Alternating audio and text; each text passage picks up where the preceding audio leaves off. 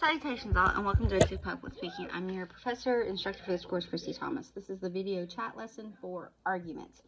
It's kind of just a little bit more of a breakdown of what is discussed in the Persuasive Speaking module and lesson. And as always, this is just a video lesson, so it's just kind of highlighting what can be found in the Word document, the PowerPoint presentation, and a publisher PDF that is located in the Persuasive Speaking Arguments module of Blackboard. So let's kind of go forward.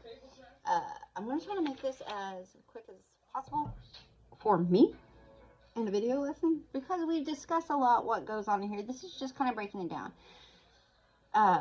If you see me look off camera, my notes and book are in front of me, so terminology correct, verbatim.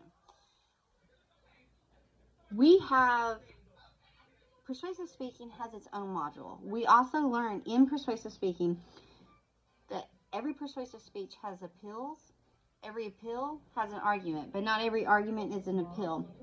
And in the Persuasive Speaking, we discuss arguments that a lot of people think informally that it's a fight between folks. That's a disagreement. In the formal sense of persuasive speaking, public speaking, an argument includes a claim, evidence, and reasoning that links the two. And that's pretty much the definition that this gives us. It's a claim or series of claims supported by evidence through reasoning. Reasoning is the ability to make an inference or a judgment based on evidence. So this is, you're not just making claims, you're making claims based on evidence. The sky is blue, and then you give evidence why. St. Patrick's Day is March 17th. Boom. Halloween is October 31st. Christmas is December 25th. These are claims that are easily backed up with evidence. These are truths, easily found evidence. So as we move forward, we also discussed Aristotle with the ethos, logos, and pathos. So ethos is emotion, logos is logic, and ethos is your credibility, logos is your logic, pathos is your emotion. Goodness, words are hard at times. But let's just kind of move forward. Why even study argumentation or arguments? This comes down to culturally and personally. So it's not just our gut feelings on why we use arguments. It's also creating substantial credibility, and it falls also under the values. We've talked about ethics, both in public speaking and persuasive speaking itself. You know, you want, if you're putting information out there, you want to make sure your information is correct and is backed up. You don't want to just be spurting off information because it goes with what you have to say, whether it's truthful or not. So by studying argumentation, you are getting your understanding and respecting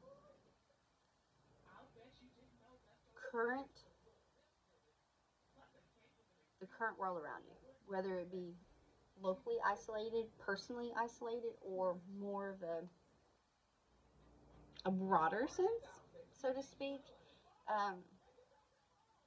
What works for one does not work for the other. What works for one group does not work for another group, or social demographic, or this social demographic, or this culture, or this culture, or this religion, or this case here. So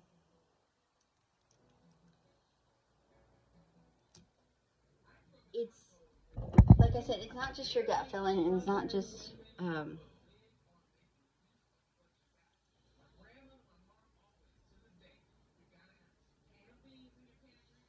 I'm buffering, trying to find the correct words that I want to use. If we take, by studying argument and take into account that reasoning to go with our claims, it keeps us from making hasty decisions just based off emotions and the heat of the moment in time, because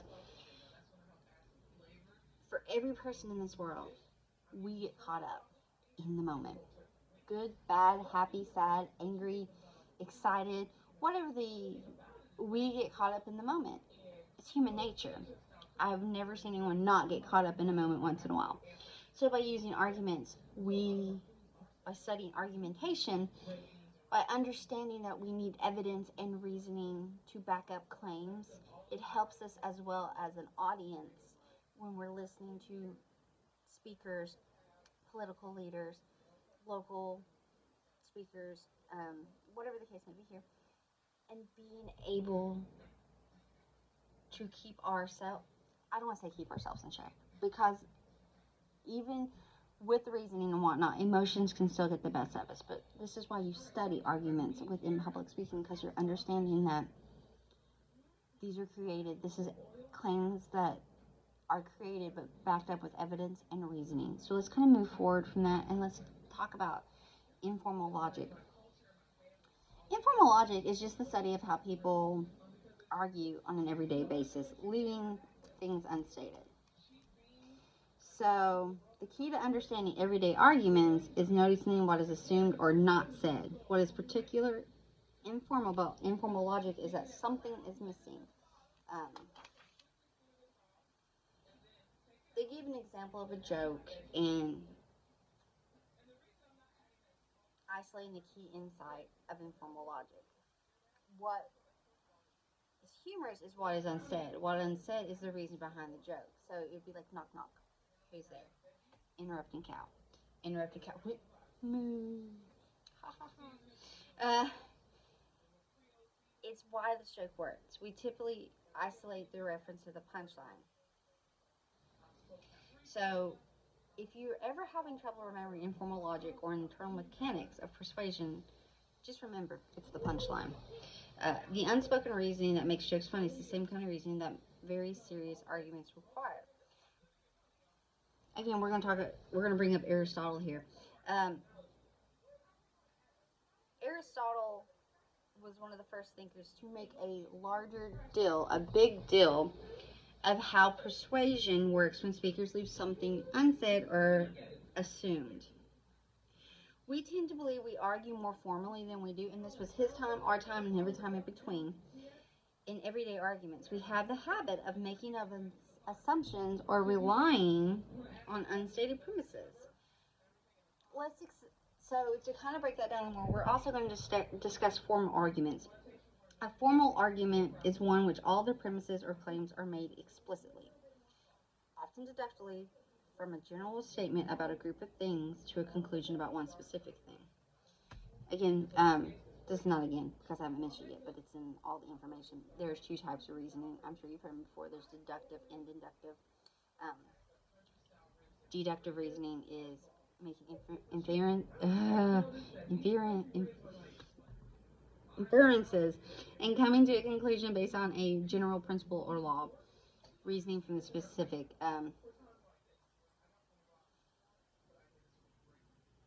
That would be saying penguins are flightless birds. Bob is a penguin, thus Bob is a bird that cannot fly. Inductive reasoning is making inferences or conclusions about a general principle or law based on specifics. Reasoning from the specific to the general. Arguments that suggest cause analogies. Canada has socialized medicine. Denmark has socialized, but can have high taxes to help pay for healthcare systems. So it's by taking that, you're taking yay, and putting it together. Well, if they have this and this to pay for this, so if we did this, we too can have that. Whereas deductive is from general to specific. And it talked about, penguins are flightless birds. Bob's a penguin. Bob's a bird, they cannot fly. So you went from generalization to penguins to Bob himself can do this. Alright, so now we got that out of the way. Back to formal and informal. So with informal, there is what's called a syllogism. There it is. Which is a three-part argument. Aristotle famously illustrated about Socrates, and it's just you start off with the general. All men are mortal. The minor, which is the middle, the second part, which is Socrates is a man. So then you conclude, well, therefore Socrates is mortal. You went from a generalization in your first point, that all men are mortal, to the minor. Well, Socrates is a man, and then you go from the very end, when you do your full circle, you go from generalization to a personalization. Socrates is a man, therefore he is moral. That's what they're talking about here, and that's used in, that really comes into full effect with the deductive reasoning, because you're using that three-part argument. So formal arguments really coexist with that three-part syllogism, going from a generalization to a personal, more specific realization. And it's a three-part. You start with the major, the minor, and then the conclusion is what it discusses. And you can see that in the PowerPoint presentation and the Word document. As well, to just kind of wrap up, formal. So formal follows this from general to specific. Informal is more how everyday persuasions, arguments, and appeals are created. And with informal, there's a lot left to be unsaid. Whereas formal, you're kind of really just filling in the cracks, so to speak, for lack of a better reference.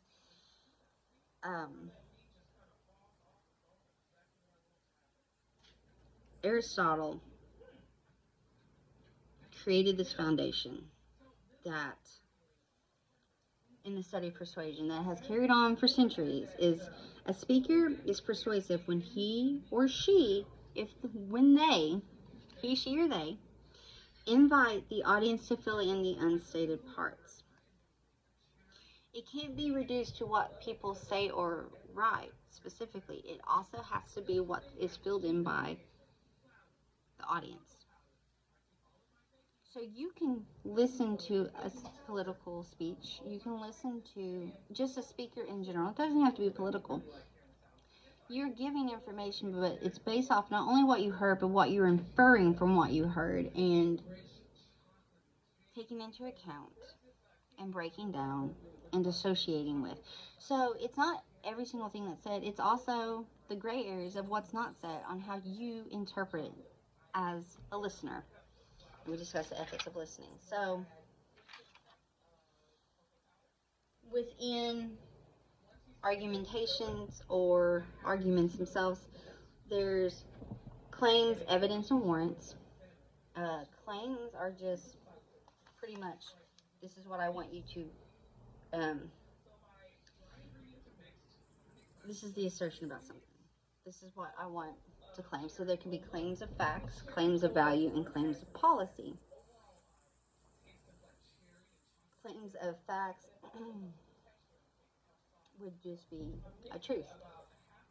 I enjoy coffee every day. That is a fact. That is a claim of fact. A vacuum is used to remove dirt from carpet. That is a fact. Dish soap is used to help clean dishes. That is a fact. I dust to remove dust. Those are claims of fact. Then there's claim of values. This is a statement that asserts that something is good or bad. Saying someone is good at something or bad at something. These are claims of value, of what you perceive as good or bad or right or wrong or moral or immoral or, whatever the case may be here. It's a role of judgment. So claim of facts is, these are true. Claim of values is this is claims of judgments, what you feel is good or bad.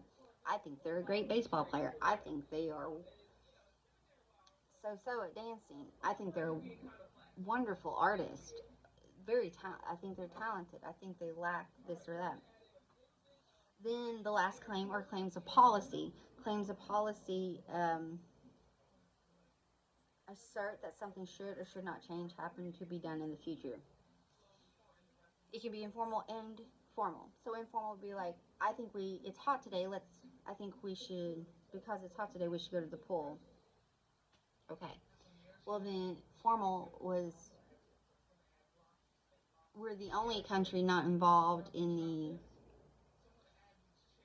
Clean Air Act. We should be involved again. We should create, not create, minimum wage should be raised. That's a claim of policy. So, again, the types of claims, you have facts, values, and policy. So facts are actual, statement true. I put gas in my car, so it would go. That's a fact. I drink a cup of coffee every day. That's a fact. Claims of values is kind of a judgment claim. I think this person is a very talented actor. I think this person is a very talented director. I think, my daughters are beautiful dancers. I think this or that.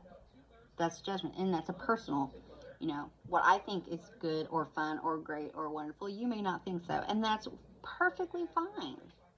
That's the beauty with, us. And then claims are claims of policy, and this is where you're wanting to change, and it can be formal and informal. I'm vegetarian, so I would like to eat at this restaurant, or like, chicken's my favorite, we should go eat here. We should amend this law. We should create shorter school days, or we should raise minimum wage. All that is policy. Those are claims. So again, remember, full circle argument is a claim, evidence, and reasoning. So the claims, you put them out there, whatever the claim may be for a persuasive speech. Because remember, the final speech in this course is a persuasive speech. So you'll have your claim, formal or informal, whatever the claim may be, you will have it. And then once you realize what your claim is it a policy? Is it a fact? Is it value? You go forth from there. Then comes into evidence. Evidence refers to any material. This is spoken, unspoken, formal, informal, that they use to support the claim. So I have you do in-speech citations, but this could be the use of testimonies, statistics, graphs, just any information that backs up your claim. That comes in for evidence. You shouldn't drink and drive because it impairs your motor skills. Lots of evidence out there. You shouldn't do this, and then there's evidence out there.